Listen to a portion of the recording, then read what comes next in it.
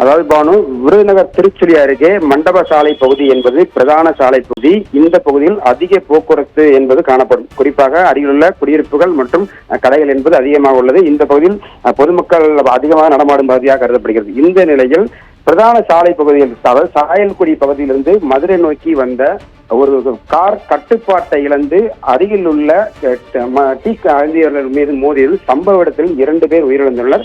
மேலும் 2 பேர் காயமடைந்து மருத்துவமனைக்கு கொண்டு செல்லும் வழியில் மேலும் ஒருவர் உயிரிழந்துள்ளார். இந்த சம்பவத்தில் 3 பேர் உயிரிழந்துள்ளனர்.